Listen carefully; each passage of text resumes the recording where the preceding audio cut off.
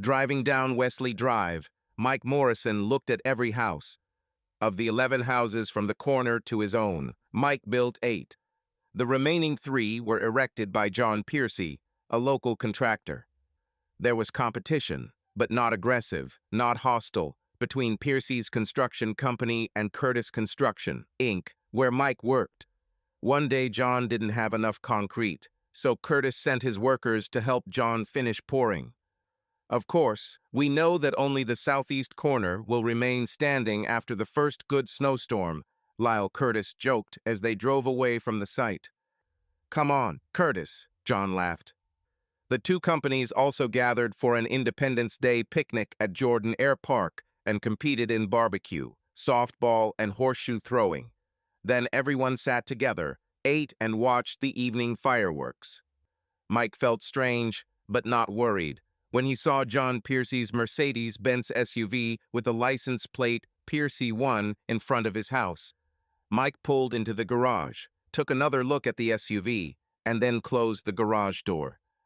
"Hey, Rhonda, what's John Piercy doing here?" Mike shouted as he entered the house. "In the living room," Rhonda answered loudly. Mike entered the living room, preparing to shake his guest's hand. But what he saw made him lower his hand. Rhonda and John were sitting together on a small sofa. Rhonda looked uncomfortable when Mike entered. John had a smug smile on his face. Michelle and Mickey were sitting on the long sofa, and both children looked excited. So what's going on here?" Mike asked Rhonda. Mike, it's hard to say," Rhonda muttered, looking at the floor, at the kids, at the coffee table, anywhere but Mike. "Then spit it out already," Mike ordered, his voice becoming harsh. "He has a swimming pool," chimed in 12-year-old Michelle. "And a boat," Mickey added. "Said he'd take me to Merrily Lake and everything." "And me too," 10-year-old Michelle screamed at her brother.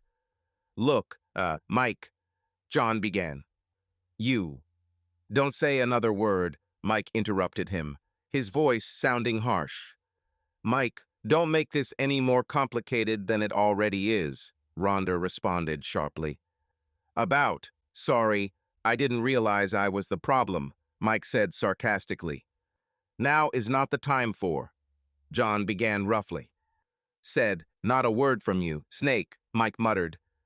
John tried to stand up, but Mike pushed him back hard. "Mike, do not dare," Rhonda screamed. "I thought you were going to act like a man, but I see," John hissed. "What in the words, not a word, do you not understand?" Mike asked, punching the man in the mocking face. Mike almost smiled at the stunned expression on John Piercy's face. Almost. But his family was falling apart before his eyes. His daughter, his sweet angel, was rejecting him for the pool. His boy, his son, his tiger cub was ready to throw him on the compost heap for a few fishing trips on the boat. The last time Mike took Michelle to the gym, her daughter spent the entire time admiring the cute boys and posing for attention. She didn't even dip her toes in the water. And Mike took Mickey to Lake Merrily several times. They were fishing, father and son. Each time he had to drag the boy with him. True, it was not on a boat, but they stood on the shore and cast fishing rods. The few times Mickey managed to catch a fish, it was Mike who took the fish off the hook. And when they came home, it was Mike who was cutting up the fish. After Rhonda, Michelle, Mikey, and a somber John left the house, Mike sat down at the kitchen table with an ice-cold Coors and read the divorce petition. Rhonda requested primary physical custody of the children, granting Michael Arthur Morrison, SR, abundant visitation rights to the 2 minor children. She also requested $400 a month for each child, plus half medical expenses, half educational expenses, and other incidental expenses to be discussed as needed. The microwave food was tasteless and turned to lead in his stomach, but Mike knew he needed to eat. He was hungry when he walked into his house and knew he needed something to help him soak up the 3 or 4 or 5 beers he planned to drink that evening. He drank 2.5 cans of beer. Mike decided there was no point in getting drunk. He had an early morning the next day. Wife or no wife, Children or no children, he had a job to do. And Rhonda Gladys Livingston Morrison wasn't worth the hangover. Rhonda was a rather toothy, flat-chested 18-year-old when Mike met her at an auto parts store. The girl muttered angrily to herself, trying to figure out which battery to buy for her Nissan. "There's a table here," Mike said quietly. "Uh-huh, but my car isn't here," Rhonda replied sharply. "And Tweedledum is too busy over there to get off his fat ass and come over here." "So what kind of car do you have?" Mike asked. He found the right battery and even offered to install it for her. The Tweedledame glared at her as he completed the purchase. "So where is the car?" Mike asked, carrying a heavy battery from the store.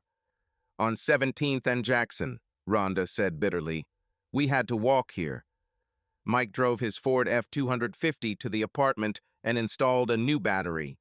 Charles Bud Livingston, Rhonda's father, came out and talked to Mike. Bud learned that the 24-year-old had a steady job at Curtis Construction, was an auto mechanics hobbyist, and liked a cold Coors beer. "Well, son, if you're going to date my daughter, you need to save every penny," Bud laughed. The girl never saw a shiny thing she didn't like. "Dad," Rhonda exclaimed, glancing at the attractive young man. Mike Morrison was blond, with a strong, square face and light blue eyes. His muscular body and tan skin told Rhonda that he spent a lot of time in hard physical labor, a lot of time in the sun. If she hadn't been so angry when they first met, she would have flirted with him. Just when she got up the courage to start flirting, to start pushing her compact ass towards him, her father came out of the apartment. Just as she was about to, accidentally, touch the large lump she saw in the young man's tight jeans, her father began to speak. Rhonda suppressed a shiver as Mike looked at her. His face showed no emotion, just a cool little smile. "Good to know," Mike nodded to Bud, closing the hood of Rhonda's car. Frank Tweedledum Mayers called Mike a few days later. "Hey, Mike, you know that snotty bitch helped with the battery the other day?" Frank laughed. "I came here looking for your phone number. Give it to him?" "Well, yes, I think. Of course, go ahead," Mike agreed. Mike learned that Bud Livingston was right. Rhonda suffered from the Moore disease. She saw something, saw that it was good, and she wanted more of it.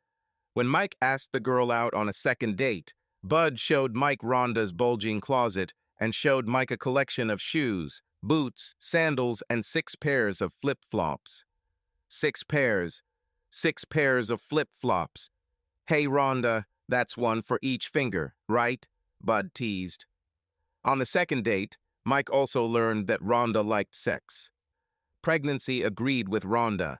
Mildly attractive when they first started dating, Rhonda blossomed as her pregnancy progressed. By the time she gave birth to Michelle Christina Morrison, Rhonda's 31 breasts had ballooned to 34C size, and her flat ass had blossomed into a nice round booty. Classes in spinning, Pilates, and yoga trimmed her baby bump, and Rhonda began to attract attention when she walked into the shops at Rackwell Falls Mall or the trendier stores at Benhurst Mall. At first, Rhonda really resented her daughter. The baby received all the attention, all the gifts from Mike, from Bud and Gladys Livingston, from Mike's colleagues. She convinced Mike that she needed to get braces, convincing him that if she became more beautiful, she would receive more attention, more gifts, more compliments. Rhonda's braces had just come off, revealing a beautiful smile when they found out she was pregnant again. "Is it true? My ass just hit the top 4 and I'm pregnant again," Rhonda screamed. Michael Arthur Morrison, you're having a vasectomy. Do you hear me?" "HM. No. No one will cut Big Mike," Mike said calmly, rocking the sleepy baby. Being a mother limited Rhonda's demands a little, shortened her wish list a little. She seemed to come to the realization that some of her wants and needs had to give way to those of her children. Now sitting at the kitchen table, Mike poured the rest of his 3rd beer down the sink, rinsed out the can, and threw it into the recycling container. In the morning, he will ask Lyle to recommend a good lawyer. In general, he agreed with the claims in Rhonda's lawsuit. She didn't work. so she had to get primary custody of their children. He was ready to pay her alimony, ready to pay half of her medical and educational expenses. He wondered how Rhonda planned to pay the other half. She probably persuaded John Piercy to agree to pay the other half. But Rhonda also demanded half of his retirement accounts, demanded half the value of his house, even though Mike owned the house outright before they met, and Rhonda hasn't contributed a dime to her retirement account. Lyle Curtis looked at Mike when he approached him for advice on a good lawyer. He listened, his face getting redder and redder as Mike talked. This snake, Lyle thundered. That's what I named him, Mike smiled sternly. I thought, damn it, now I regret that I didn't say anything. Damn it, Lyle said angrily, rummaging through his wallet. Something about. Mike hinted as Lyle read one of the business cards in his wallet. At a picnic, I saw John hanging around Rhonda. They seemed too friendly, Lyle admitted, handing Mike a business card. Here, this is Trenton's daughter.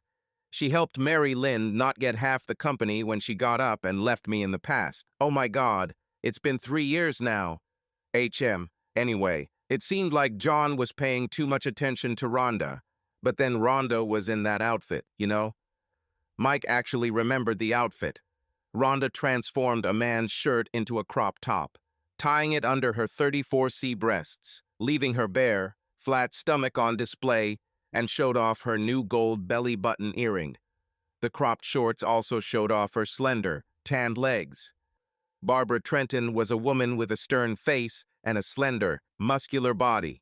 She listened carefully to Mike's story, reviewing checks and bank statements, noting all of Rhonda's expenses and her lack of deposits into the family account. She then revised the divorce petition, made some changes, and sent the amended documents to Brian White, Rhonda's lawyer. I'll probably have to go to mediation, but I have to tell you, Mr. Morrison, looking at the amounts your wife likes to spend, it's amazing how you manage to save anything at all, Barbara admitted to Mike.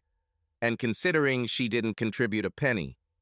Yeah, well, Lyle is a good person to work for, Mike said.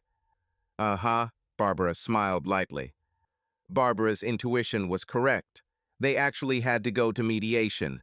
Rhonda vigorously disputed the changes to the lawsuit. She considered the money hers, considered the house hers. Between the time she left and the meeting with the mediator, Rhonda also made it difficult for Mike to see his children. Every time Mike complained, Rhonda would smirk and tell him that if he had just signed the original claim, he would have had more time with the kids. Lyle Curtis also contributed during this time. He told anyone who would listen about how John Piercy stole another man's wife, stole another man's children. Construction material suppliers suddenly refused to provide credit to Piercy's construction company, having to pay cash for bags of concrete. Pallets of bricks, rebar, 2-4s, and CDX plywood took a significant toll on John's available funds. But when his bank delayed financing the construction of speculative houses in a new area, John was furious. When John Piercy applied to build a new office building in Ruckle Falls, the council reviewed the proposal, then looked at a smiling John Piercy. The company's CEO did not smile. You live with a woman you're not married to? Asked Harley Rittmuller. What? What does it matter? John stammered, the question taking him by surprise. Is one of them already married? Asked Leon Weishman. Piercy Construction Company has been doing quality work for over 20 years, John shouted. This is a $4 million job, Mr. Piercy, Harley said emotionlessly. $4 million of our dollars, added George Schmidt. And we just don't feel comfortable giving $4 million of our dollars to someone who has proven himself to be untrustworthy. So, thank you, but we decided to go with someone else, Mr. Piercy, Harley concluded. John Piercy was furious when he saw the happy faces of Lyle Curtis, Harley Rittmuller, Leon Weishman, and Mike Morrison on the evening news. The newscaster was talking about the groundbreaking ceremony that had taken place earlier that day. $4 million. 4 damn millions, John muttered bitterly as the four men laughed as they all tried to take the symbolic shovel together and dig up the first piece of earth. John's mood worsened when Ray Manggetti, one of his painters, informed him that his check had been returned to NSF. Ray had worked for John since the first day of his business and now stood smiling nervously in John's office. "I mean, it happens, Ray said. "Frida, do you know my wife? She swears she sent the payment. Finds it 2 days later still in her purse. But hey, I need to get paid. When a homeowner hired John to renovate his basement, John discovered that all of his workers were now working for Curtis, working on the construction of the Rackwell Falls Baptist Church or in the Rittmuller office suites. He was left with no choice but to inform the homeowner that he would not be able to complete the job. Brian White, the lawyer John hired for Rhonda, also insisted on payment. Rhonda tried to use one of her credit cards and discovered that Mike had canceled all the cards. Bud reluctantly agreed to loan Rhonda the money. "Honestly, I think you should go apologize to Mike, beg him to forgive you," Bud muttered to his daughter.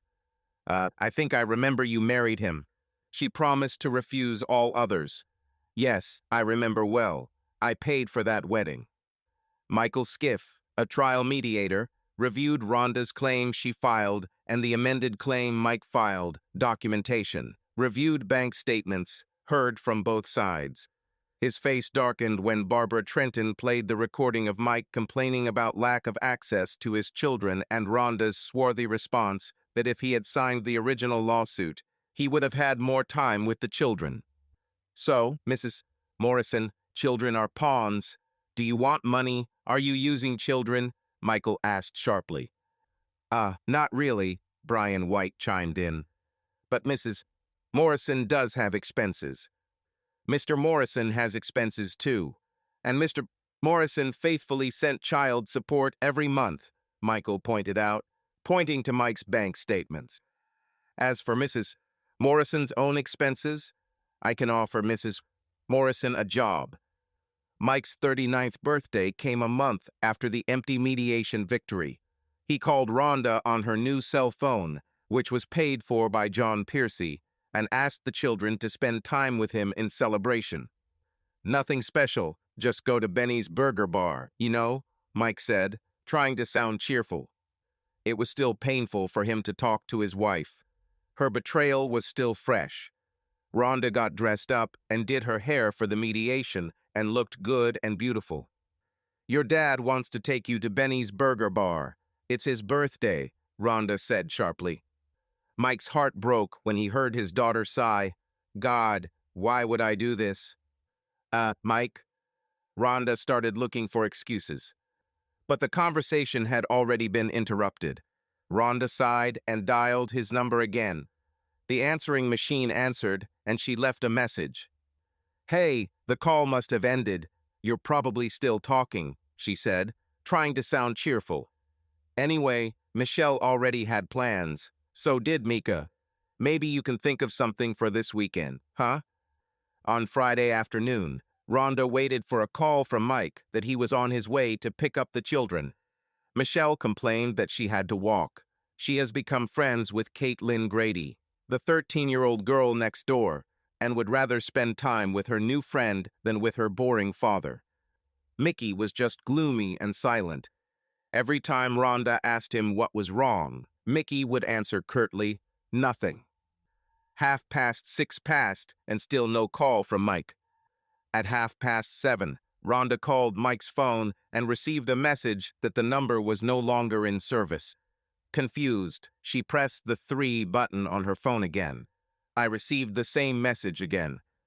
"Are you ready?" John asked Rhonda, walking down the stairs in a dark suit. "Does it look like we're ready?" Rhonda answered. "Mike hasn't picked up the kids yet." "So call that damn idiot, will you?" John said sharply, his face distorted with anger. "John, great idea. Why didn't I think of it myself?" Rhonda answered sharply. "Oh yeah, wait, I already called and his number is offline." "Okay," John gloated. "This asshole is in a tough spot too, huh?" "Come on, guys," Rhonda sighed as she put on her high heels. Get your things. We'll drop you off at your father's. I was going to take the vet, John complained. John, customers will be inside, Rhonda said. They won't see the car. Let's go. We're late. John grumbled angrily, but took the keys to the Mercedes-Benz. Michelle got into the car angrily. Mickey climbed into the car gloomily and angrily. Oh my God, Rhonda sighed when she saw the sign that said Gold Standard Real Estate in front of Mike's house. Come on, they're already there, John ordered Michelle and Mickey. Come out, huh? John, they can't stay here. He's not home, Rhonda cried, seeing that there were no curtains in the windows. I'll be damned if we ruin this meeting because of your damn children, John hissed. John left a streak of tires when he pulled out of the driveway. While leaving the area, John had to brake suddenly to avoid colliding with a slow-moving car. John, the meeting isn't worth getting us all killed, is it? Rhonda screamed. On the 3rd, Rhonda received a check for $800. Checks arrived every 3rd day of the month, unless the 3rd day fell on a Sunday or holiday. Then the check arrived on the 2nd of the month. God, do I really have to? Mike heard Michelle sigh. He also heard a sullen, what? Why? From Mika. After finishing the conversation, Mike sat down at the table, and for the first time since the death of his mother, he cried. He lowered his head onto his folded hands and sobbed. 10 minutes, 10 hours later, he wasn't sure Mike stood up. Rising sluggishly, he looked around. Rhonda had already managed to remove everything from the house that had any monetary value. Only what had sentimental value remained. And Michelle and Micah's reaction to a simple request to spend time with him on his birthday erased much of the sentimental value of the remaining items. The consignment store happily accepted most of the furniture. They were even glad that Mike himself loaded everything into his F-250 and brought it to them. They politely declined the tattered old chair. For hygiene reasons, they also abandoned mattresses.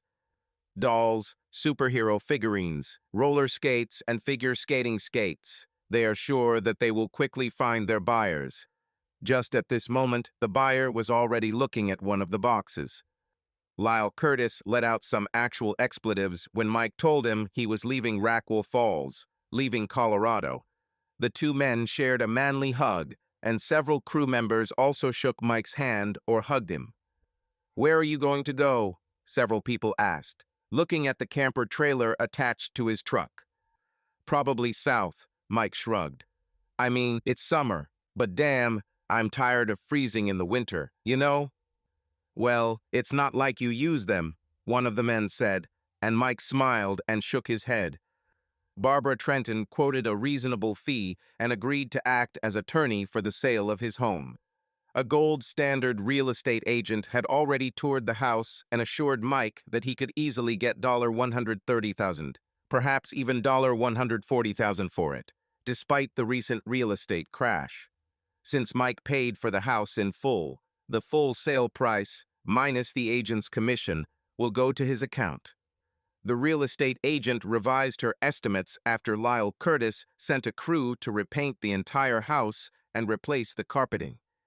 We'll put it up for $160, she said enthusiastically as Mike answered his cell phone. Okay, Mike said, having no idea that Lyle did what he did. Mike Morrison received a divorce decree in Oakleaf, Texas. To celebrate, Mike went to Tijuana Jack's and ordered a half-pound burger, extra spicy fries, and 2 ice-cold beers. He even got a lap dance for $50 from a naive red-haired girl with pneumatic breasts. Mike had no difficulty finding a job. Scandero Construction Company called Lyle Curtis. Lyle confirmed that Mike was not only as good as he claimed, he was even better. The pay was good, the work was stable, and the crew knew what they were doing. But the nights were long, working from 7 in the morning until 3 in the afternoon, and sometimes until 4 if he had to meet a deadline. Mike was busy.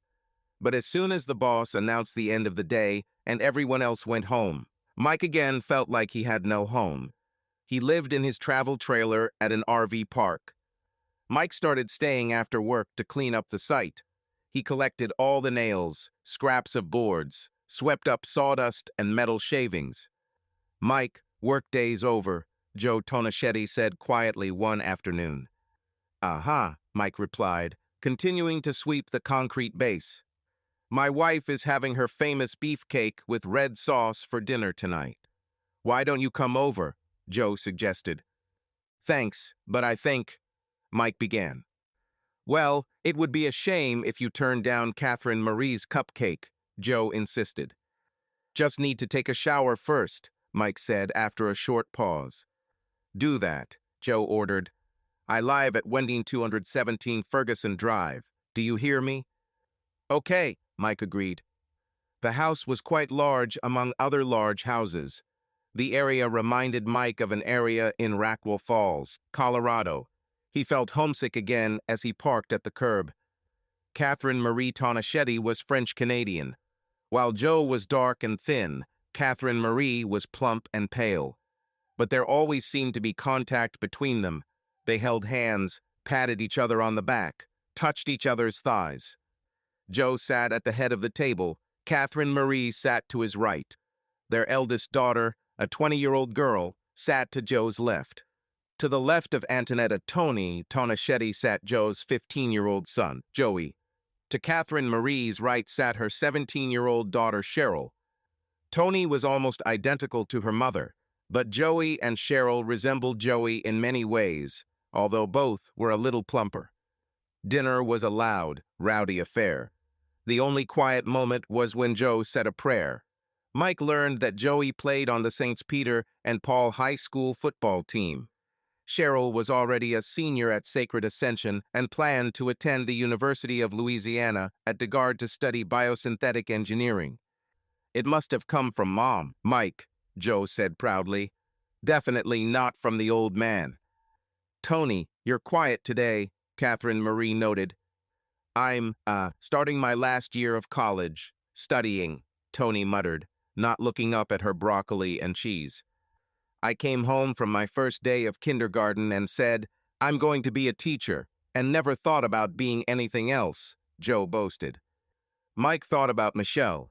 She decided that she would be an Olympic skier until she found out that they didn't make much money and had to train every day. She then decided to become a doctor, but after a few weeks she realized that being a doctor was too difficult. The last Mike remembered, Michelle said she wanted to be a meteorologist. The weather girl on the local TV channel was beautiful but absent-minded. "You don't even need to know what you're doing. She just reads everything from the computer screen," Michelle claimed. "We need good teachers," Mike agreed.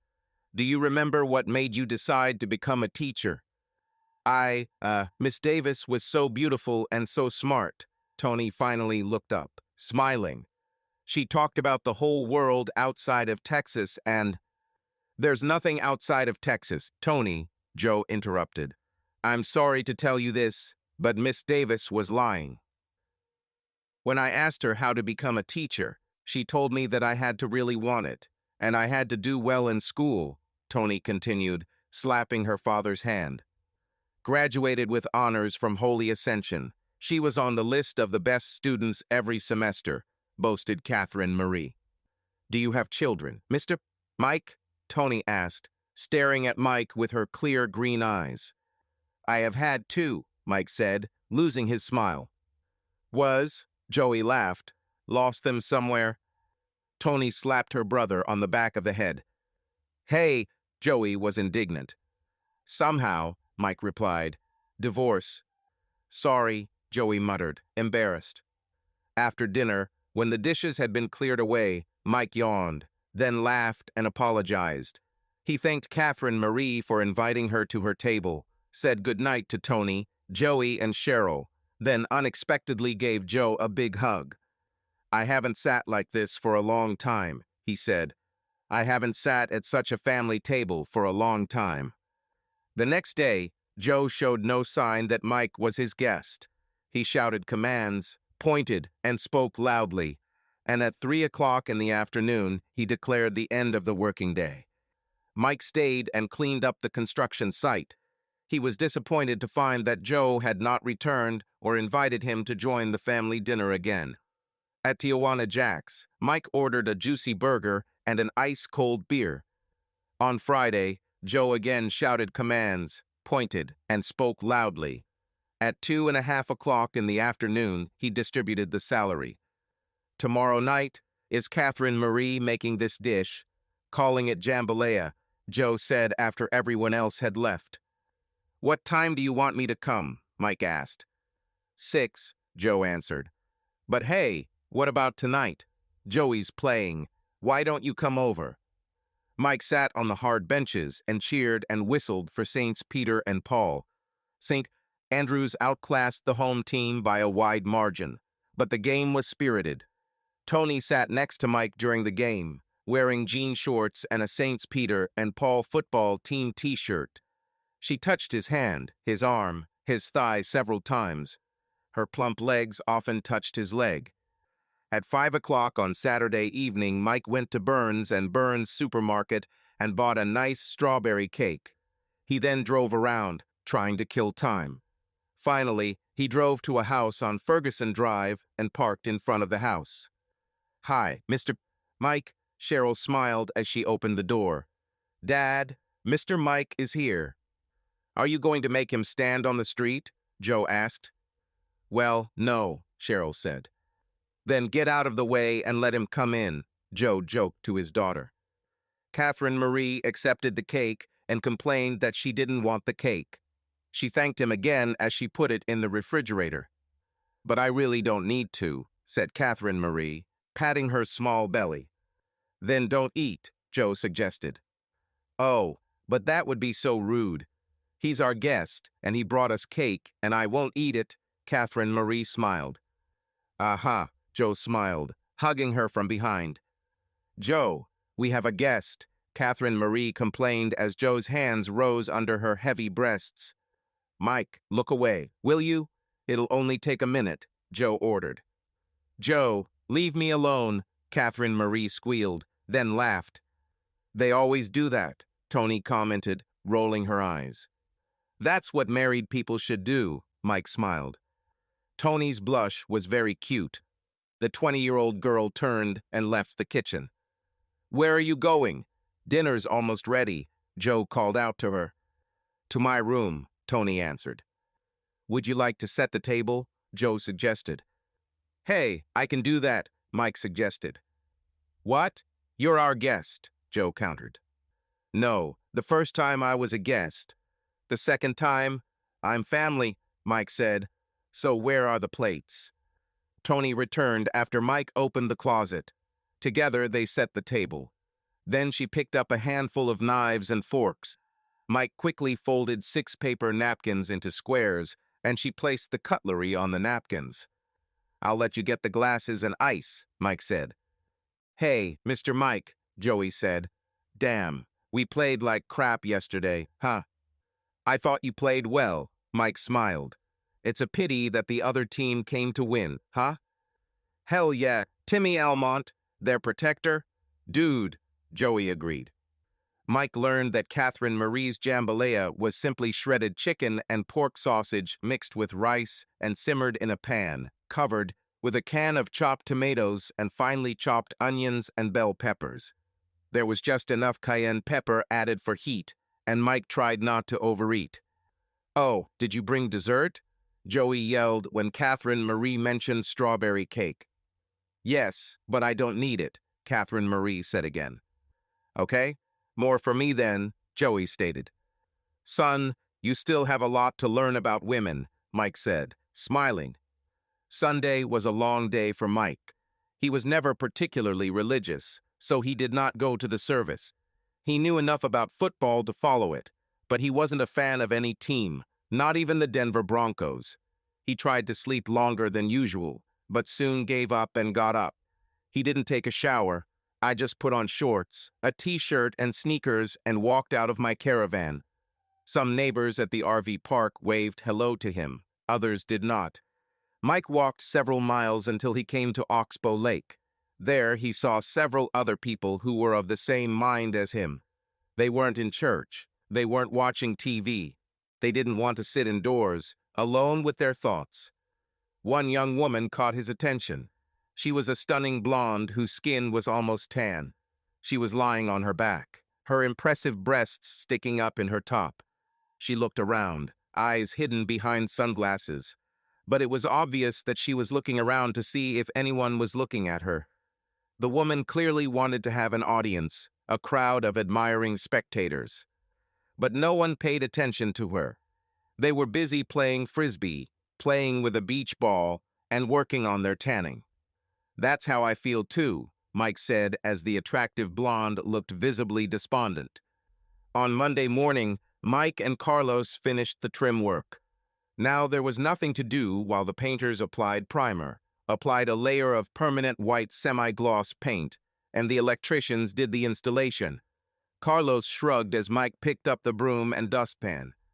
"Hey, Morrison," Joe called out to him. "Yes," Mike answered. "My Tony wants to know if you're coming to dinner tonight," Joe spoke sternly, his face unfriendly. "I guess so," Mike answered, not understanding Joe's tone or expression. "Listen, she's only 20, you know?" Joe exploded. "She's half your age." Hey, no, Joe, I didn't do anything," Mike protested. Joe looked at him sternly. Then he turned and began shouting instructions to the workers who were slowly caulking the seams of the drywall. Come on, we need to paint these walls, huh?" he ordered. Mike shrugged, placed the broom and dustpan by the doorway, and left the construction site. The project was completed as far as his work was concerned. He could stay, do the cleaning, minor touch-ups, finishing touches before the business could move into the building. Or he could leave the job to Carlos and Carlos' cousin, Philip. Barbara Trenton looked at the receipts, typing quickly on her computer keyboard, and nodded her head. She then turned her attention to Rhonda. "So, half of," she began.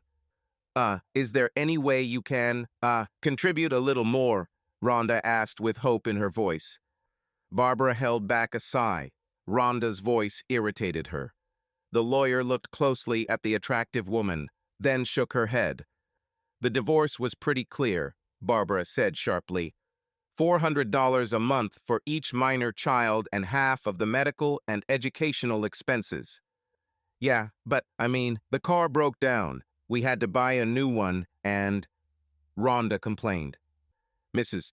Piercy," Barbara began. "This is Morrison," Rhonda interrupted sharply. Interesting," Barbara said. "Mrs. Morrison, your lack of planning is not my client's problem." "Where is your client?" "Huh?" Rhonda demanded. "Missed Michelle's birthday." "We sent her a card," Barbara said. "Send a $10 gift card for Benny's Burger Bar with it."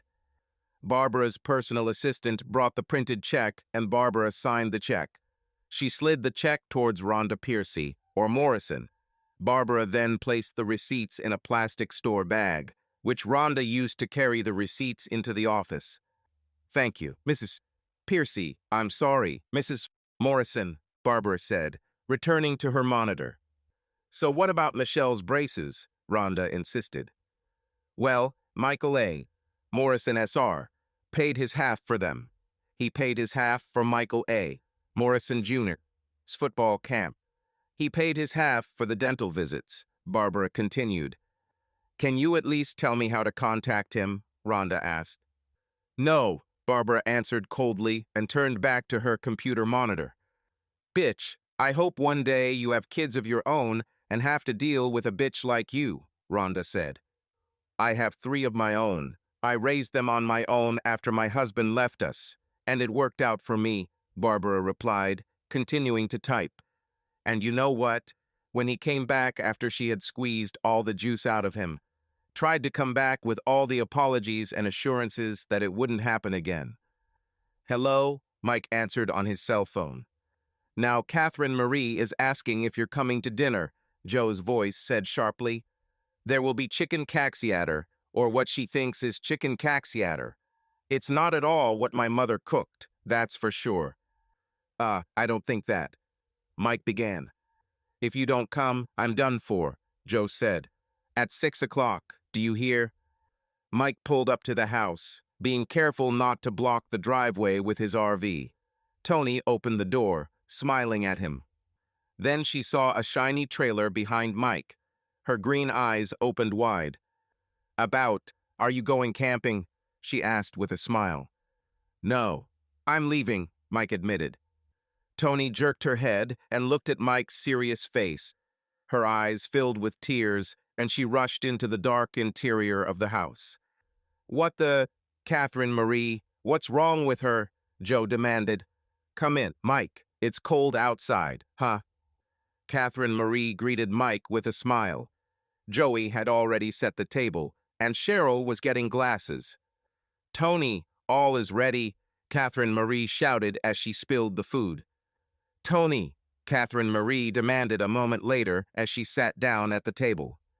Antoinette Catherine Marie Tonachetti, Catherine Marie shouted, standing up. When she uses your full name, you know there's trouble, Joey told Mike. Then don't tell her my full name, Mike joked. I'll go get her, Cheryl suggested. Joe, say a prayer, I'll go get her, Catherine Marie ordered. The four people hesitated. When Joe started eating, Cheryl, Joey, and Mike started eating too. A moment later, two curvaceous, beautiful blondes with reddened eyes entered the kitchen. So, Mike, why are you leaving? Catherine Marie demanded. Job done, right? Mike muttered as Joe's head shot up from his plate. We just started this today, Joe said. But my job is done, Mike pointed out. The frame is ready. Yeah, but we start working on the Great Oak National Bank on Monday next week, Joe countered. Michael, please stay, Tony whispered, looking pleadingly at her plate. She turned her head. Her green eyes were full of tears. She whispered, please, and then looked back at her plate. Rhonda Morrison surveyed Roberts Drive. The homes in this area of Texas town were gorgeous. 18, 9, Rhonda muttered as she stopped her rental car in front of the red brick house. Yeah, Rhonda grinned when she saw the shiny mobile home outside the house. When Mike bought this monstrosity, she demanded that he pour a concrete pad for it. She didn't want the grass underneath it to die or for weeds to grow around it, a thing they never intended to use. He stood on a concrete pad next to a large garage. Rhonda looked at the neatly trimmed lawn, at the fresh flowers in the cute wooden cart in the center of the yard, at the cheerful flowers along the path from the driveway to the front door. She actually chuckled at the flowers. Mike never cared about such things. He said more than once that flowers are nothing more than desirable weeds. Gathering her courage, Rhonda walked to the front door and pressed the glowing button. Yes, a faceless female voice was heard. Rhonda looked at the small speaker and saw that she was on camera. A small lens sat on top of a metal grill. Hi, me, Mike.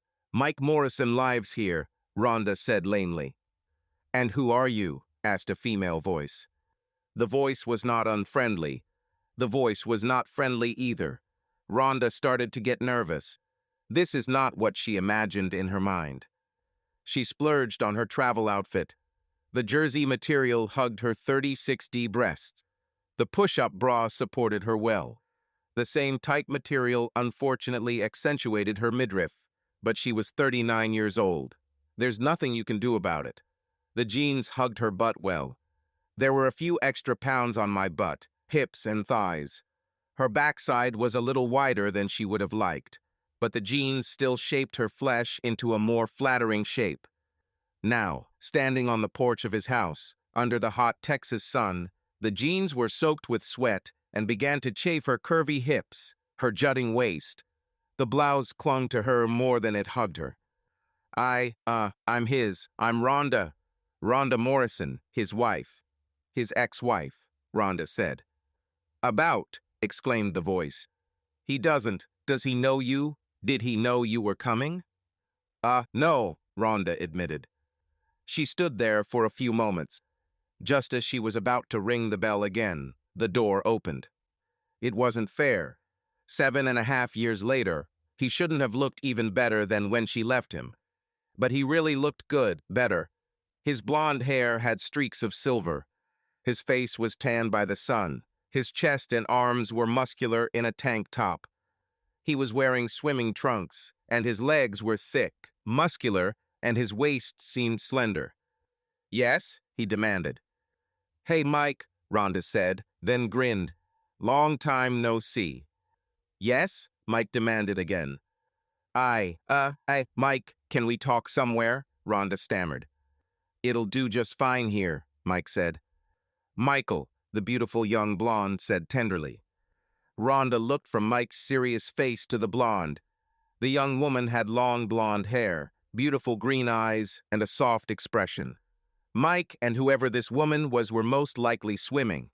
Her arms were slender, her legs smooth, and her cape protruded strongly from her chest.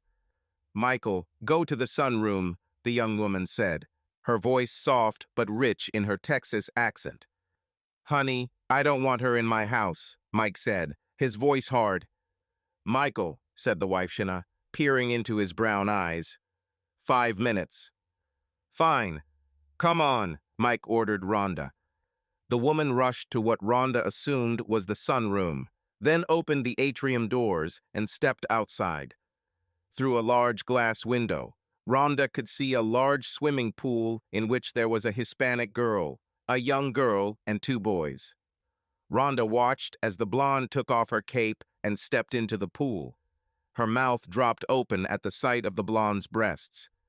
5 minutes. "Let's go, Rhonda. Let's start talking," Mike ordered, drawing Rhonda's attention away from the attractive blonde who was now sitting on the steps playing with 3 children. "Really?" Rhonda spat bitterly. "We've been together for 14 years. Can't you be a little kinder to me?" "Oh, sorry. Would you like a glass of champagne? Some caviar? Lord, where are my manners?" Mike snapped sarcastically. "Come on, Rhonda. Came all the way here. Let's get this done."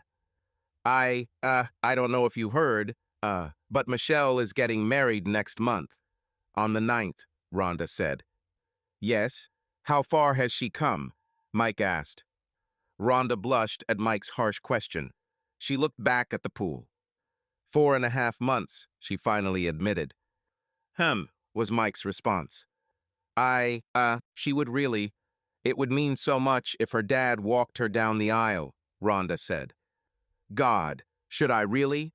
Mike spat bitterly. "Well, she would really." Rhonda trailed off, taken aback by his statement. "I wanted to go to Benny's Burger Bar," Mike explained his snark. "Hey, it's my birthday. I wanted to spend some time with my kids. And what do I hear? God, I must. So no, Rhonda, I will not walk Michelle down the aisle. Tell her to let John Piercy do it, okay? What else do you have?" John Piercy is no longer a part of our lives," Rhonda snapped, her beautiful face becoming distorted and ugly. Mike replied. Mike turned just in time to see the little girl boldly jump from the diving board into the pool. He smiled as the 2 women applauded the girl's achievement. The girl swam from the deep end of the pool to the stairs. Before either woman could stop the little girl, she ran towards the atrium doors. "Dad, did you see me?" the girl screamed, dripping everywhere. "Yes, I saw you. You jumped off the board right into the deep end like a big girl," Mike said as he picked up the wet girl and hugged her. "I'm Audrey. I'm 4 years old," the girl told Rhonda. "Hi," Rhonda said. "Michael, I'm sorry. She ran in here before I could stop her," the blonde said as she entered the room. "My mom is a teacher," Audrey said proudly. "Oh," said Rhonda. "Precious, it's okay. She didn't disturb anything." Mike smiled and squeezed his daughter tightly. "Come on, love. Show mommy that big old jump again, okay?" the woman persuaded. "Daddy, you need to watch," Audrey demanded. "Like I'll ever be able to take my eyes off you." Mike smiled and squeezed it again. "So why can't Mickey walk his sister down the aisle?" Mike asked as he watched Audrey step back onto the diving board. Rhonda stammered. I mean, I know he left the treatment center. How crappy is your insurance? Didn't pay a penny for his CDU? Mike asked, smiling as Audrey jumped back into the water. What kind of insurance? Rhonda spat bitterly. Because I know. I paid $28,000 the first time, and that was only my half. I paid $31,000 the second time, and this one was how much? $38,500, my half, Mike said. Rhonda looked pointedly around the sunroom, the rattan furniture, the Spanish tiles, and the large backyard with a swimming pool. Stop sending him to elite clubs, Mike demanded. Frankie boy got clean and stayed sober in a charity ward, and he hasn't drunk for 9 years. Rhonda looked at Mike angrily. He clearly didn't know about the guilt she'd been carrying with her for the past 4 years. Rhonda Piercy returned home when the mean girl at her spinning class told her the payment hadn't arrived. Rhonda knew she had entered all the information, knew she had clicked send, and received confirmation from the online banking site that the payment had been sent. Rhonda angrily walked up the stairs to complain to John. Entering their bedroom, Rhonda saw John and her 13-year-old son in the bedroom. Mickey told police that this had been going on since the second night they moved in with John. Mickey also revealed that John told him that Rhonda knew everything. Shortly after the discovery, shortly after John's arrest, shortly after the divorce, Mickey began skipping school, staying late, coming home bleary-eyed and smelling of alcohol. The first treatment center was after Rhonda returned home to a pitiful 2-bedroom apartment and found Mickey unconscious, with a needle still in his arm. Her job at Myra Boutique was strictly on commission against a base. She couldn't afford insurance, rent, utilities, or groceries. 3 years later, she was still paying her portion of the bill for that treatment center. Mickey is in jail, Rhonda admitted. I wonder if I still have to pay you child support if he's in jail, Mike said thoughtfully as he watched his wife, maid, and 3 children dry themselves off with a towel. He's still a minor, Rhonda responded sharply. Yeah, but he's not under your care, right? Mike said, getting to his feet. 5 minutes have passed. Rhonda, goodbye. Is it true? Is it true? I've flown so far. I'm begging you to be a part of your daughter's wedding. And you're just going to ruin everything, Rhonda screamed. Did I ask you to come here? Mike asked. No, Michelle asked, Rhonda replied sharply. Then maybe Michelle should have come, Mike said, and opened the sunroom door. Hey, are you guys soaking wet yet? My fingers are all wrinkled, Audrey announced. Oh, this is terrible, Mike said. Well, you seem to have settled in pretty well, Rhonda quipped, looking at Mike. Yes, and thank you for that, Mike chuckled. Mike walked Rhonda to the front door of the house. Neither of them said a word until he closed the heavy door behind her. As she walked from the door to the car, Rhonda again felt sweat beginning to form around her waist, under her arms. Inside the house, Mike walked into the kitchen, where there was slight chaos. His wife and their maid were trying to figure out what the children wanted for dinner. Snot and fingers, Mike suggested. Don't start with them, the blonde smiled. Dad, I want hot dogs, Russell said. Yes, hot dogs, supported his twin brother Bertrand. Wait a minute, the housekeeper Carmen laughed. I thought you said you wanted hamburgers. I changed my mind, the boy said. How about spaghetti? With chopped hot dogs, Mike suggested. Yes, the 3 children agreed. Dad, you're the best, his wife smiled as she pulled out a pasta pan. After dinner, after a bath, although Russell and then Bertrand claimed that they had already taken a dip in the pool and that should have counted as a bath, after praying and reading bedtime stories, Mike went into his bedroom. Hey, honey, Mike said as his wife came out of the closet, wearing a simple t-shirt. So what did your ex-wife want? She asked, kissing him. Lots of protein, she smiled and climbed onto the bed. Well, come on, actually. What did she want? I wanted me to walk our daughter down the aisle. Michelle is getting married next month. The ninth, Mike said, getting into bed next to her. So, are we going to Rackwell Falls? She asked, smiling happily. Is it snowing there already? In August? No, precious, despite what you Southerners may think. Colorado is a long way from the North Pole. Mike smiled. And no, we do not go. Do you think you'll go there alone? This isn't happening, she snapped. I won't go, Mike said. Michael, your daughter? You're not going to take her for a walk, she muttered. She laid her fair head on his chest. Her fingers gently rubbed his muscular chest. He hugged her with his right hand. Baby, I know what happened. I know it hurts, but, she whispered. She raised her head, her green eyes peering into his. He wanted to kiss her, but she retreated. Mike remembered the first time he saw her. She was a beautiful girl then. 6, almost 7 years later, she was still beautiful. He and Tony went on a few dates.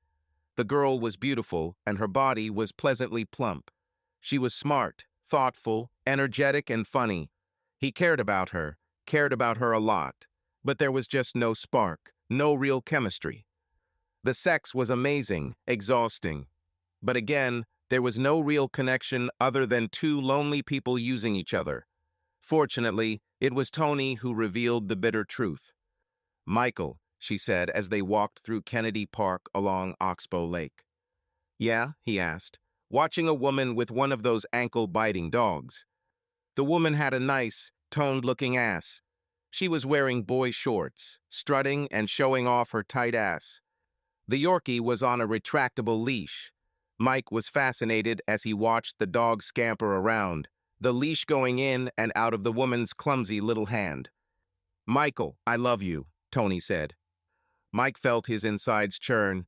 He knew that he was not in love with the girl. He cared about her, but not enough to see a real future with her. But I just don't love you, she admitted. I feel that way too, Mike admitted. I mean, oh my God, I care about you so much, but do I see any long-term romance going on here? Probably not. Oh, said Tony. But I know we will always be friends, Mike said. I mean, I know I owe you something. You kept me from just running away just because things got a little rough. She smiled at him. He wrapped his arms around her plump body and squeezed her. Let's take you home, okay? He said. At this moment, the Yorkie began to yelp and squeal. The woman shouted the animal's name. Mike looked back and saw a small dog lunging at the runner. The runner apparently did not see the retractable fishing line, the dog leash, because the runner suddenly found himself wrapped in a thin and strong fishing line. The runner fell hard.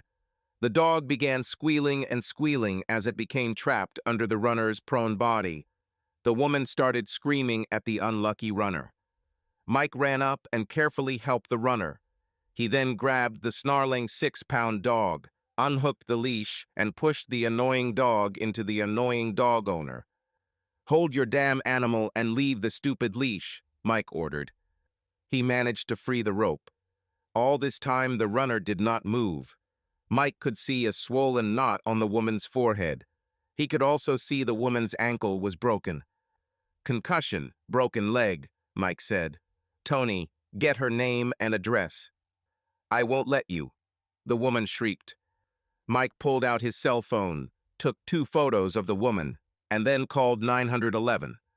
Yeah, there's a runner here, broken ankle, looks like a concussion. A woman's dog tripped her, which is why. My Dawson didn't trip over it. She just fell, the woman objected loudly. Lady, please, Mike snorted. Okay, sir, I can call an ambulance. It will take about 40 minutes, the operator informed. She's unconscious, Mike countered. Sorry, sir, the nearest vehicle is in Wakulla, the operator said. Okay, I'll take her myself, Mike said sharply. He picked up the young woman and carried her to his truck. Tony followed him, glaring angrily at the woman and her dog. The woman hurriedly left. Don't worry, I have a photo of her. She'll be back, Mike told Tony as he buckled the woman into the truck. Tony ran and got a glass of ice from the vendor, and Mike gave Tony his handkerchief. Tony sat in the seat behind the young woman and held a makeshift ice pack on her head as Mike drove quickly, hazard lights on, to Luffridge Hospital. The woman moaned lightly several times, but was still unconscious when Mike stopped abruptly at the emergency room.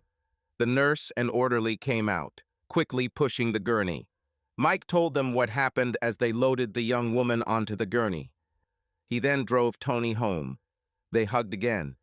Tony then wiped a tear from her eye and walked into her parents' house.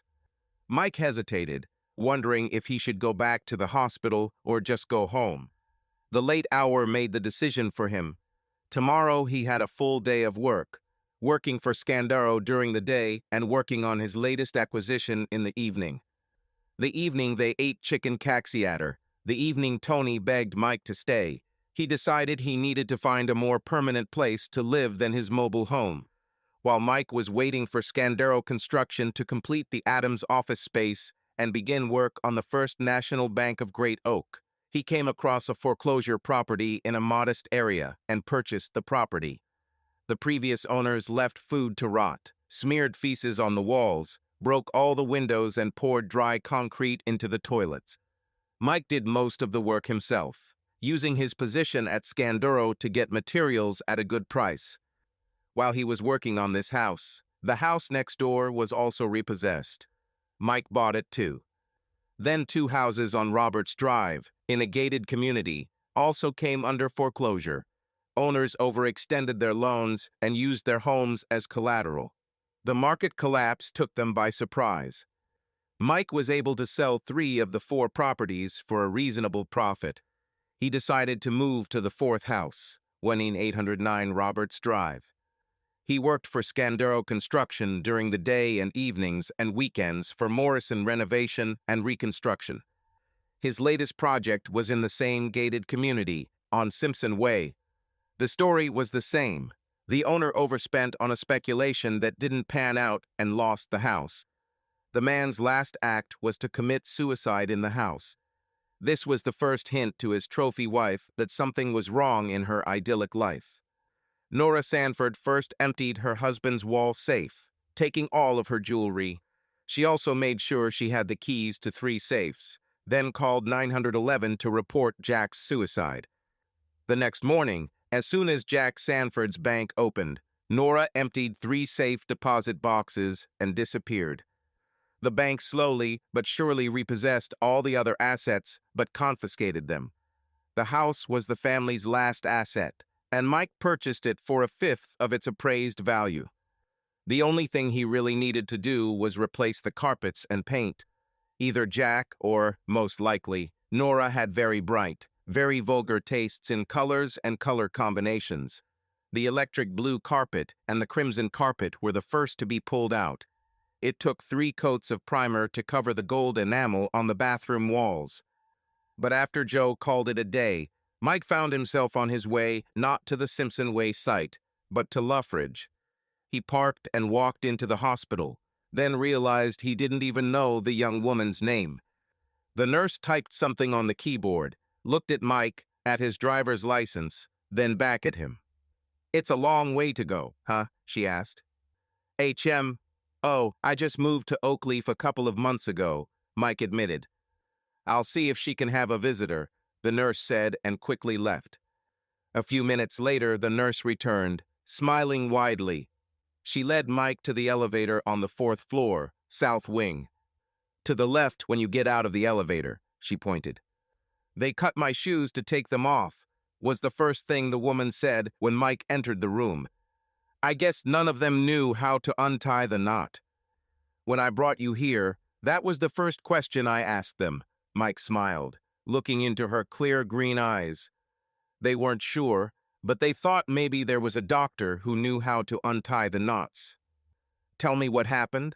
"I just ran, and then—" "Nothing," the woman said. "The woman had one of those dogs on one of those stupid stretch leashes," Mike said, sitting down in a chair. "You were walking by, and Frou-Frou, or Tiny, or whatever the name of this little bitch was, rushed at you. You got confused and fell. looking at the blonde as they talked. Mike couldn't shake the feeling that he had seen her before. He even mentioned it. She looked at his face carefully, then shook her head. "I went to Connolly," she offered. "Yeah? What did you study?" he asked. "Education. I want to become a teacher," she said. "Maybe I saw you there. I picked Tony up a couple of times," Mike shrugged. "By the way, do you have a name?" she asked. "Ha? About Mike. Mike Morrison," he said. "Precious Cruz," she said.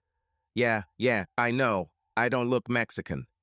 "So, Precious, who do you want to call?" he insisted, and her beautiful face darkened. No, she stammered, looking away. "Mother? Father?" he insisted. "Mom died last year, ovarian cancer," she said. "Dad said, 'You're not my daughter. Either have sex or leave,'" Precious said. "Oh," Mike said. He looked at his watch and decided that he still had 2 hours of daylight left to work. He told Precious he would be back and stood up. She smiled sadly and lowered the bed. Even in her shapeless hospital gown, when she lay down, Mike could see her large breasts sticking out, and he remembered where he had seen her before. "Oxbow Lake," he said. "What?" Precious asked, stopping the movement of the bed. "That's where I saw you before, on the beach at Oxbow Lake," Mike explained. No, you were there, sunbathing," Mike said. "Beautiful girl in a beautiful green bikini, but she looked as sad as I felt at the time." "Why were you sad?" Precious asked. Mike sat down again. Precious lifted the bed and looked at him. "I, was happily married. I had 2 kids, a boy and a girl. I wanted to name him Russell, after my old man. God, my old man was great, you know," Mike said. "Or Bertrand. It was the name of my maternal grandfather. Give him a piece of wood, he'll take out his pocket knife, and in a minute you'll have your car, either a frog or a boat." "So what did you call him?" Precious asked quietly, taking his hand in hers. "Rhonda, it was my wife. Rhonda decided to name him Mike Jr. Called him Mickey," Mike said. "It's a good name," Precious smiled. "I like this name." Yeah, that's a pretty good name, I guess. I was named after my dad's brother. Killed in Vietnam," Mike agreed. "What about your little girl?" Precious asked. "Audrey," Mike said. I love this name," Precious admired. "HM? Oh, yeah, that was my mom's name, Audrey Nicole McAllister Morrison," Mike said. But again, Rhonda decided otherwise. Michelle Christina Morrison. She said it was nice. Michael and Michelle. "Do you see them often?" she asked. "It's been a few months," Mike admitted. "They're in Rackwell Falls. They have a pool and a boogie board. Why do they need a dad, huh?" Mike stayed until the orderly brought dinner to her room. Mike surprised them both when he leaned down and kissed Precious softly on the lips. The next morning, Mike was finishing up the main load-bearing wall in the main lobby of the bank. His phone rang in his pocket, playing the tune of Attic's Back in Black. "Michael," a soft voice asked quietly. "Uh-huh," Mike agreed, wiping sweat from his brow. It was a little after 10 in the morning, and the Texas sun was already blazing. Mike walked over to the cooler and picked up a paper cup. "Michael, I'm being discharged today," Precious said. "Will they even feed you lunch?" Mike asked, looking around the construction site for Joe. "No, they already took me out into the corridor," she admitted. "Oh my gosh, really?" Mike sighed. "I'll come as soon as I can." Joe shrugged when Mike told him he had a little emergency. At the hospital, an orderly wheeled Precious to the curb. Mike picked the girl up and placed her in his truck, then helped her buckle up. "Okay, where should I take you?" he asked. "Home," she said. She gave him directions to the Spanish Arms apartments. Then she remembered. Her car was still parked in Kennedy Park. Mike brushed off her apology and drove to Kennedy Park. She pointed at her 2005 Volkswagen Beetle and punched him in the arm as he mocked the small car. "Shut up. He is cute," she defended, laughing. He made a sound like a wasp buzzing as he parked next to the car. He then walked around and helped her out of the truck. This thing isn't mechanical, is it?" Mike asked. "Sure," said Precious. Mike looked at the cast on her leg. She looked down, realizing that driving the car would be extremely difficult for her. "Okay, your apartment is nearby. I'll take you and then come back for the car," Mike decided. "Oh, Michael, that's too much," Precious countered. "Precious, you can't drive like that," Mike said, "and we can't leave her here." Driving back to the Spanish Arms, Mike saw a new problem. Precious lived on the third floor. "Precious, damn, they didn't give you crutches?" Mike asked. "What?" "No, they didn't," Precious realized. "Honey, how are you going to get up and down these stairs?" Mike asked. "I don't know," Precious said and burst into tears. "Okay, go ahead, get your keys," Mike ordered. He picked her up and carried her to the third floor of her apartment. Then he left her in a stuffy, hot apartment. He went to Burns and Burns' supermarket and bought several boxes. What are these boxes?" Precious asked as she struggled to the door and opened it for Mike. "Get some clothes, a toothbrush, everything you need for a couple of weeks," Mike ordered. "You'll live with me, at least until you can move on your own." Precious was about to object. Then she thought for a minute. Just jumping from the couch to the door was hard. How was she going to jump from the couch or bed to the door, go outside, and go down to the first floor of the building? "I assume your apartment is on the first floor," she asked as he carried the boxes into her bedroom. "Yours will be," Mike assured her, looking around the neat, orderly bedroom. "Listen, give me the keys to your bug, and I'll be back, okay?" "About?" Precious jokes. "Would you like to help me pack my things?" "No, I've seen enough women's panties to last me a lifetime," Mike smiled. He surprised Precious again by leaning down and kissing her on the lips. Then he left the apartment. Mike went to a gas station and rented a tow bar and cable. He then drove to the park and attached the tow bar to the front of the car. "Incredible," Mike smiled as he drove away. The truck acted like it didn't feel anything. The truck was dragging the small car as if it wasn't there at all. "Okay, I think I'm ready," Precious said. "Okay," Mike said and picked her up. He carried her to the truck. He then ran up the stairs and took the boxes. "That's it. Anything else?" he asked before picking her up to put her in the truck. "No," she smiled, and then surprised him with a kiss right on the lips. "Thank you, Michael." "Thanks," Mike smiled and ran upstairs to make sure the apartment was securely locked. "So, he said that my apartment is on the first floor. How many apartments do you have?" Precious began. "Yeah, well, your bedroom will be on the first floor," Mike replied as he turned onto Robert's Drive. "Oh my God, I drove through here on Christmas," Precious exclaimed, looking around the wealthy area. "At Christmas?" Mike asked. "Yes, many of these houses, they work really hard with the Christmas lights," Precious explained. "How's Clark Griswold?" Mike asked. "Who?" Precious asked. "Griswold? Christmas holidays," Mike clarified. She shook her head and then stared as he stopped in front of his house. She was still trying to look through the third-floor windows, throwing her head back as he helped her out of the truck. "There are 5 windows up there. You need something in every window," Precious said. "HM?" Mike asked as he closed the truck door. "When you make the Christmas lights, we need something in every window," Precious said, holding out her arms, ready for him to lift her up again. He ran and opened the door of the house.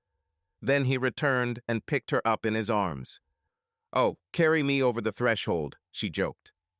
"Precious, when I carry you over the threshold, I would hope that you would at least have a nice dress, definitely better shoes," Mike smiled. "What's wrong with fiberglass?" Precious asked, swinging the heavy cast. "All the models wear it." "Uh-huh, add ugh to ugly," Mike stated and laid her down on the couch. "Oh, I love this couch," Precious said. "Is this where I will live?" No, I'll take you to the bedroom as soon as I get your things, Mike said. Mike quickly carried her things into the house. Then he picked her up from the couch and carried her to her bedroom. Yes, you're a man, Precious jokes, looking around at the austere furniture. Mike laughed as he laid her down on the bed. She didn't let him go when he tried to straighten up. Thank you, Michael, she said quietly and kissed him on the lips. Welcome, Mike said. Oh, do you want to use the bathroom? It's right across the hall. Are you reading minds? Or have my eyes started to turn yellow?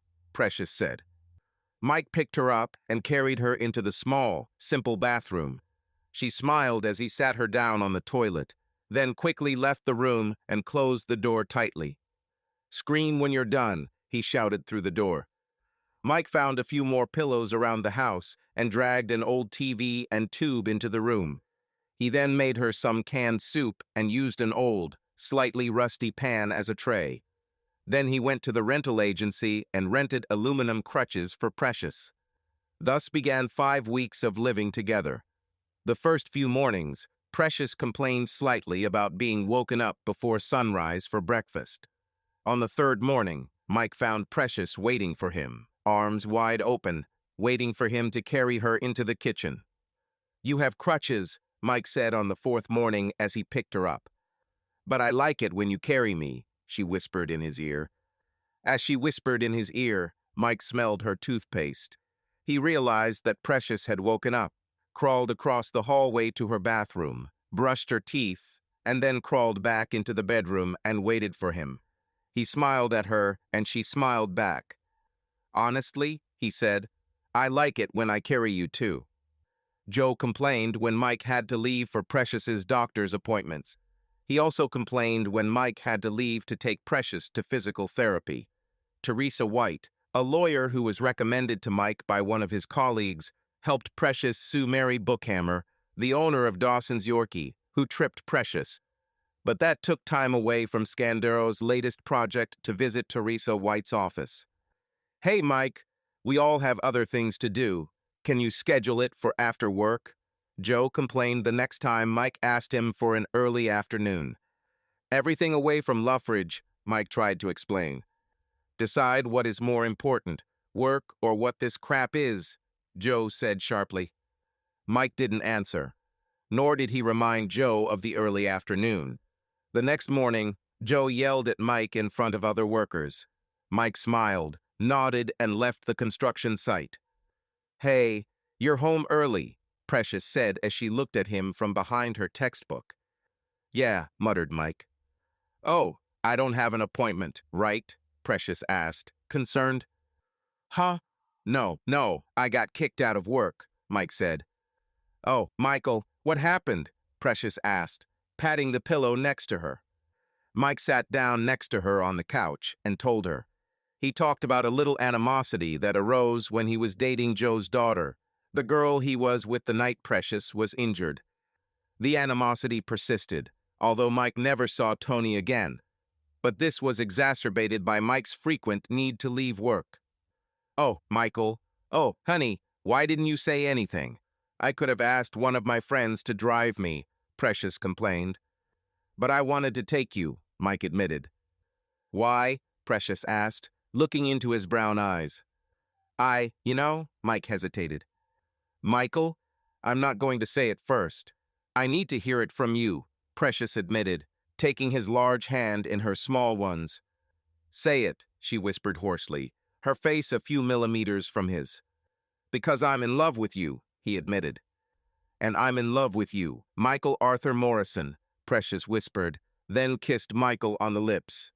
Now out of work, Mike began buying houses that had been damaged by the recent real estate crisis, making the necessary repairs and renovations and continuing to make money. The benefit of being his own boss was that he had the time and ability to drive Precious to doctor's appointments, physical therapy, and short outings and excursions. On one of these excursions, at the Hog's Head restaurant, which Precious loved, Mike learned his true status.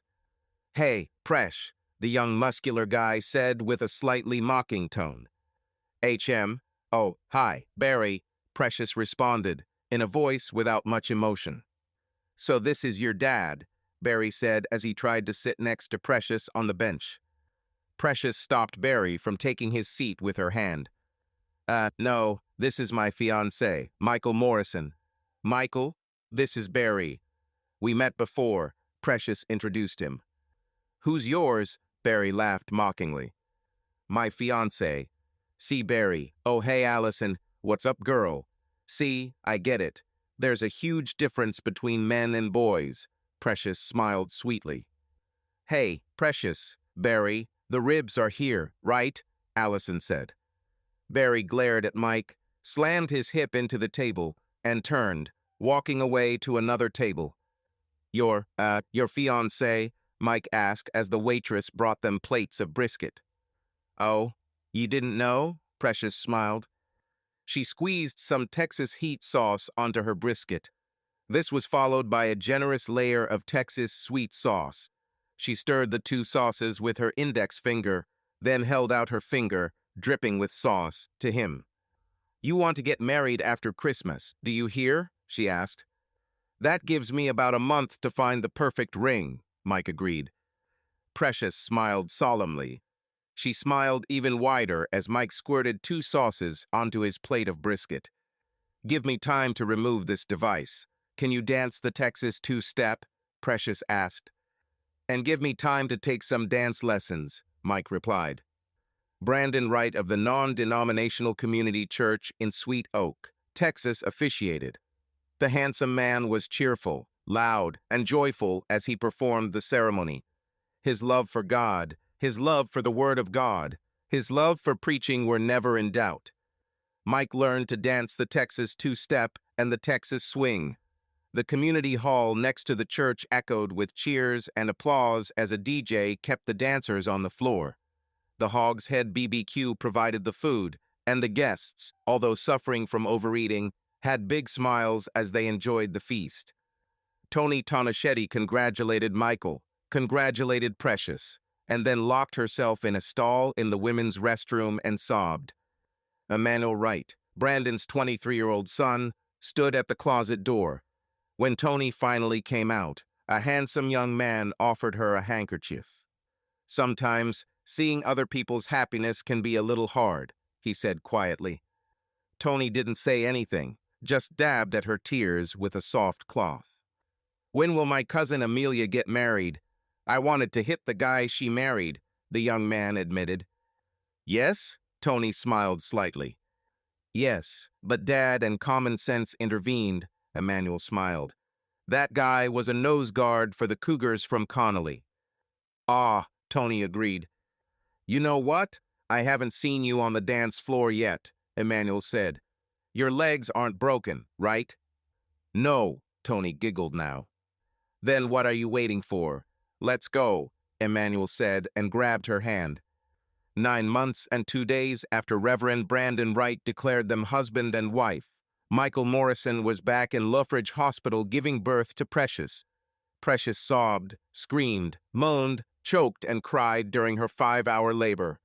Between sighs, moans, and other sounds, she held Michael's hand and declared her undying love for him, her knight in shining armor.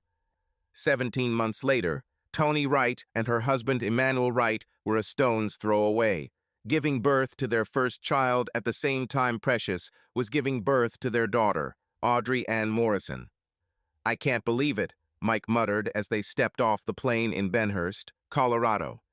"New Texas would finally get tired of your ugly face," declared Lyle Curtis, Mike's former boss, hugging him. "Hey, how are you?" Mike laughed happily, hugging Lyle. "What are you doing here? How are you doing?" "Less hair, more belly, still the same," Lyle laughed. I'm fine. Lyle Curtis, I want you to meet my family." "Honey, I'm sure whatever incriminating material he has on you is past the statute of limitations, huh?" Lyle joked when he met Precious Morrison. "Eh?" Precious asked. "He thinks I'm blackmailing you," Mike explained. "Really? Bertrand and Russell. I knew them," Lyle said, shaking the twins' hands. "I'm Audrey. I'm 4 years old," Audrey said. extending her hand to the large man. And I'm not afraid of anything, Mike added. Now I know you booked a suite at the Hilton. Lizzie, my daughter is the manager there, Lyle said as the family picked up their 3 suitcases from the carousel. But you will stay at my house, do you hear? Mr. Curtis, are you sure? Precious asked. Mr. Curtis, asked Lyle. Precious, by the way, what's your real name? It's kind of weird to call someone else's wife darling. Call me Lyle, do you hear? That's my name, Precious said, not offended. Oh, well, that suits you, Lyle said.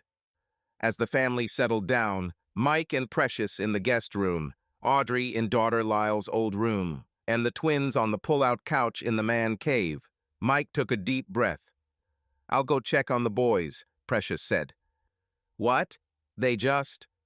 Mike began, taking his cell phone out of his shirt pocket. I'll give you some privacy, Precious said quietly, then kissed him. Love you, Mike said. This is your daughter, Michael. First of all, she is your daughter.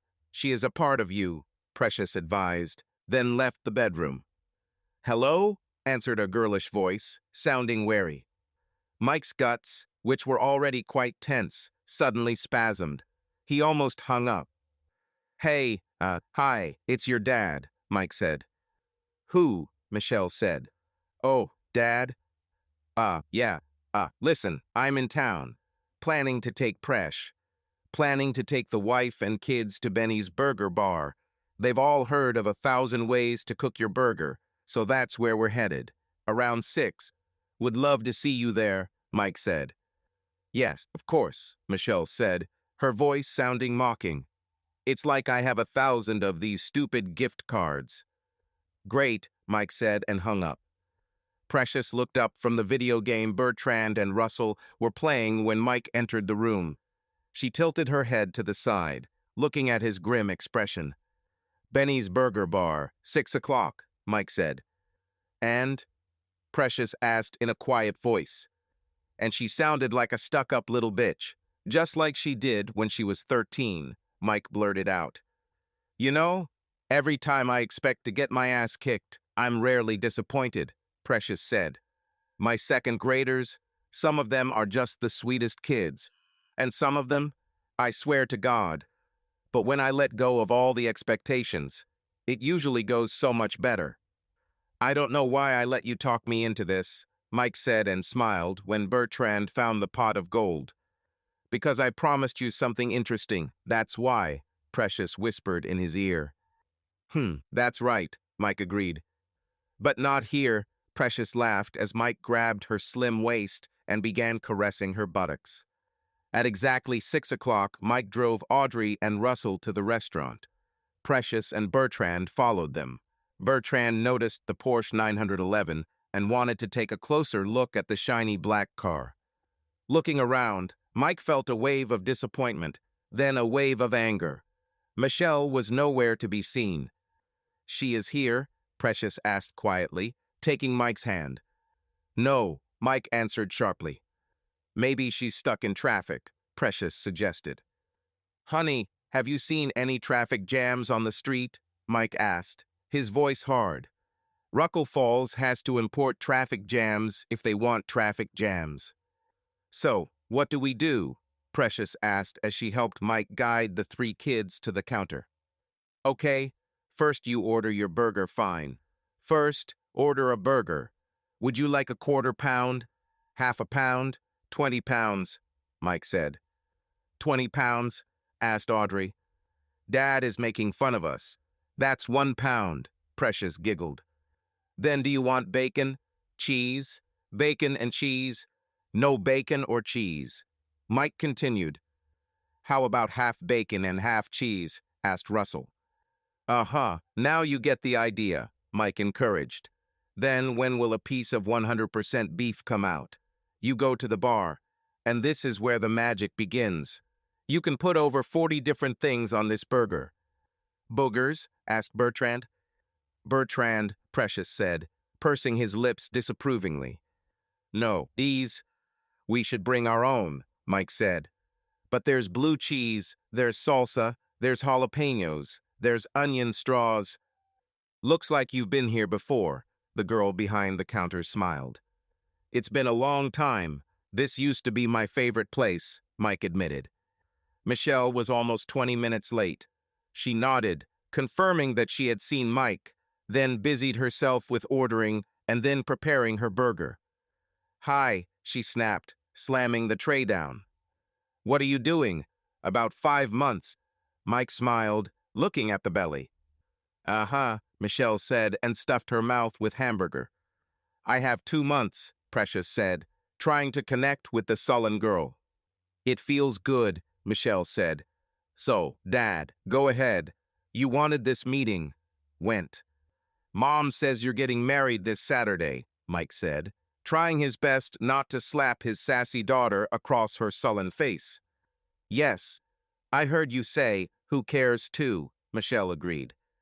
Anyway, I came to see you get married. Wanted you to meet your brothers and sister, Mike said. Aha, okay, Michelle said, taking a long sip of her soda. I'm Precious, Precious offered. I'm sure you will, Michelle grinned. That's her name, Mike said, gritting his teeth. Precious Morrison. This little cutie is Audrey. I'm 4 years old, Audrey announced. Here comes the big guy, Bertrand, and next to him is Russell, Mike continued. Guys, this is your older sister Michelle. Hello, Bertrand said. I'm 4, Audrey said again. Hi, Russell said. So, you just thought you'd come back and I'd be like, oh, hi, it's great to see you again. Don't worry about how you crap on me, huh? Michelle said mockingly.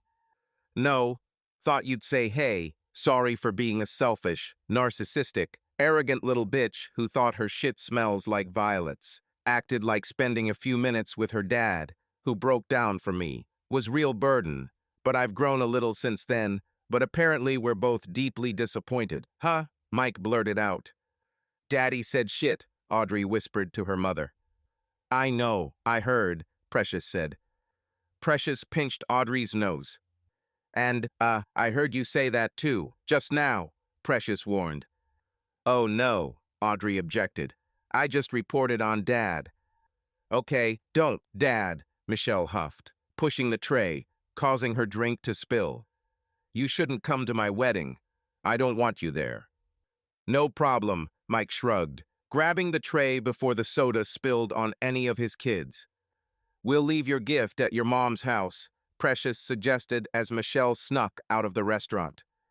Whatever, bitch, Michelle grumbled and pushed the door open. She said, Audrey began.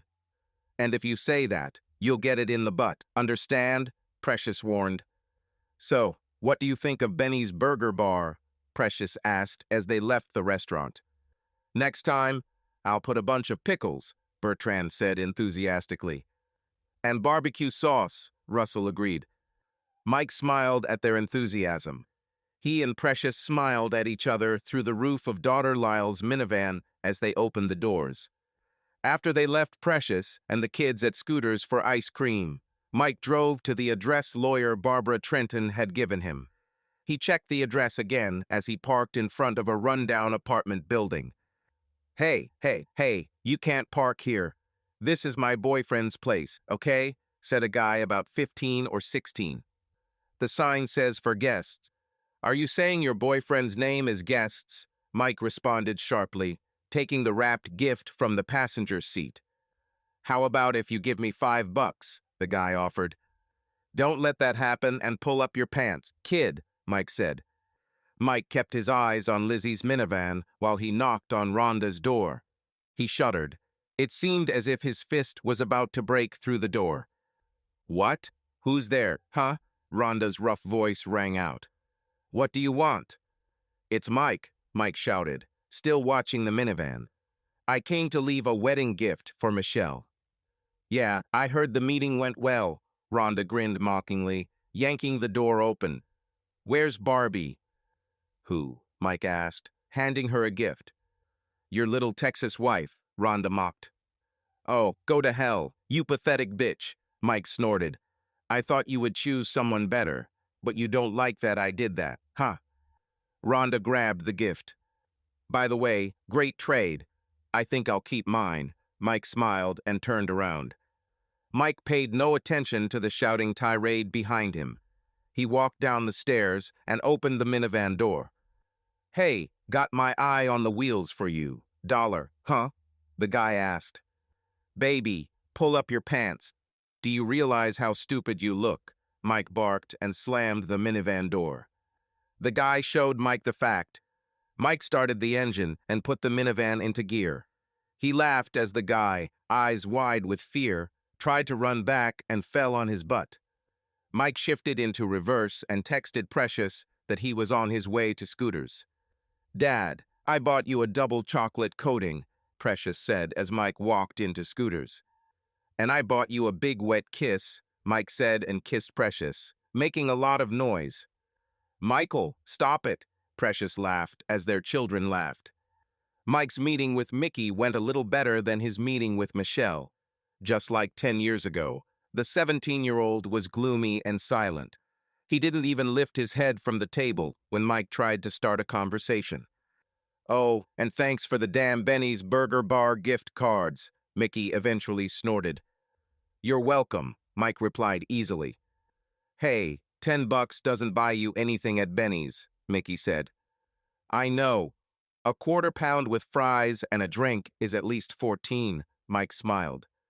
So why the hell did you only send a $10 gift card? Mickey was indignant, his voice growing angry. So that you have to put your greedy little hand in your own pocket. Finally spend a little, Mike smiled. Eh? Mickey didn't understand. Anyway, good luck at the trial next Thursday, Mike said, standing up. Why did you even come here? Mickey demanded. Honestly, I wanted to see if there was anything left of that boy, Mike admitted. I saw your sister. There's nothing left there. There's nothing left of that little girl who played tree in first grade. She was supposed to be a tree, but she kept looking at me and smiling, waving at me. What? What kind of tree is this? Mickey shouted. And I was hoping that there would be something left of that little guy who went fishing with me. Remember when you caught a rainbow trout?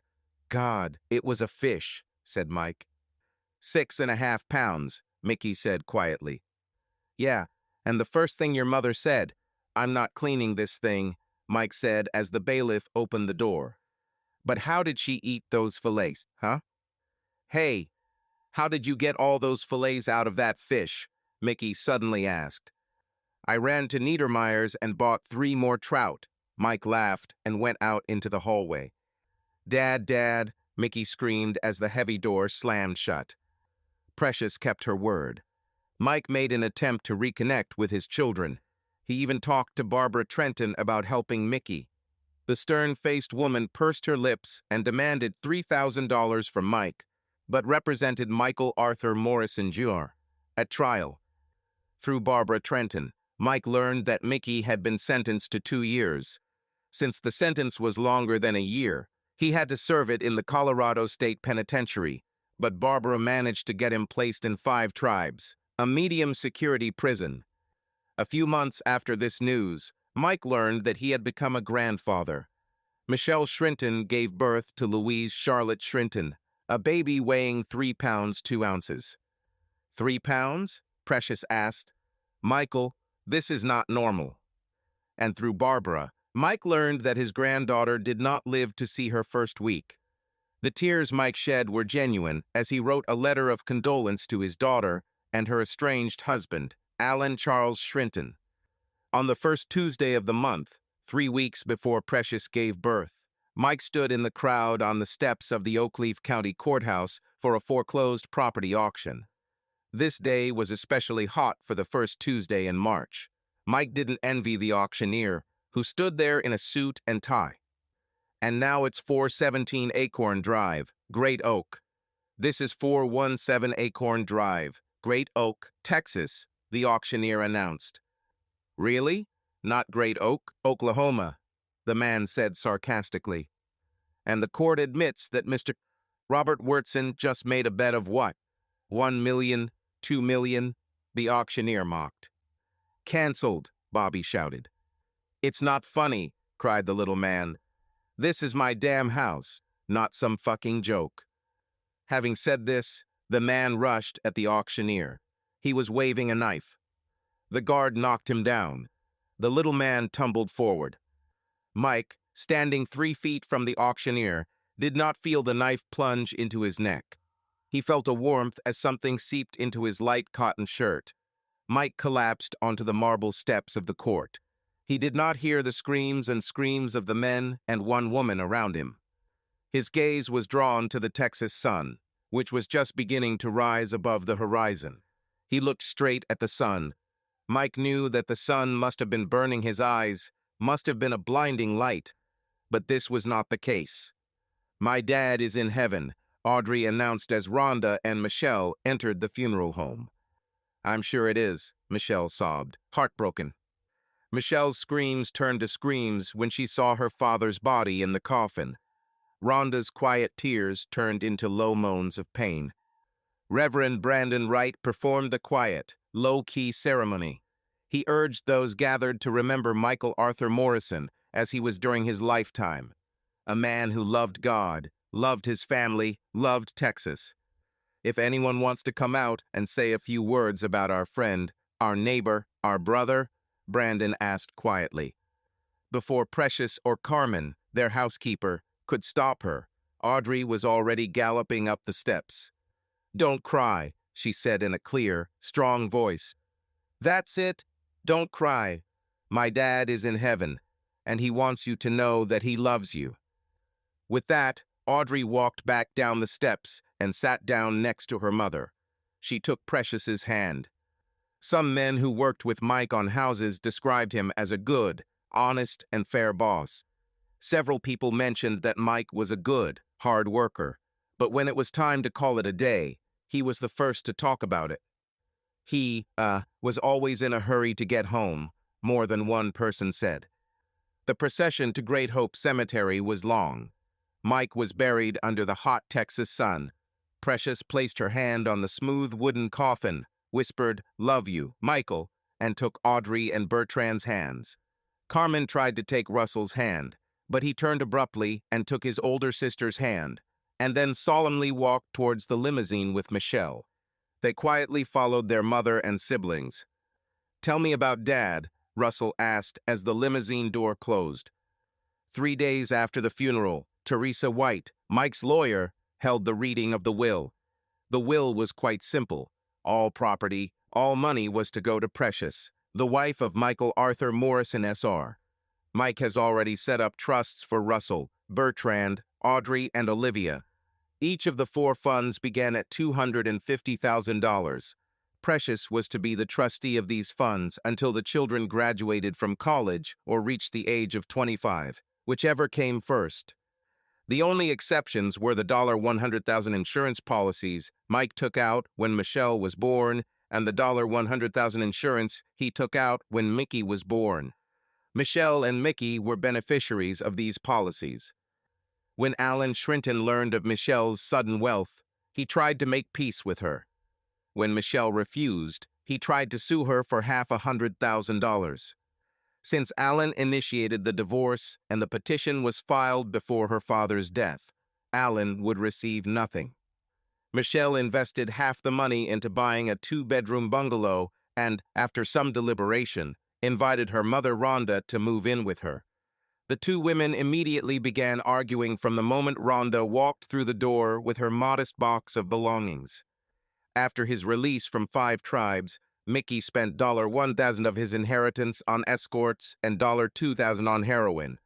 Rhonda used some of the remaining money from Mickey's inheritance to bury Michael Arthur Morrison Jr. in the plot next to his father at Great Hope Cemetery. Alone in the cemetery, Rhonda stood and looked at 2 gravestones. Then she shook her head sadly.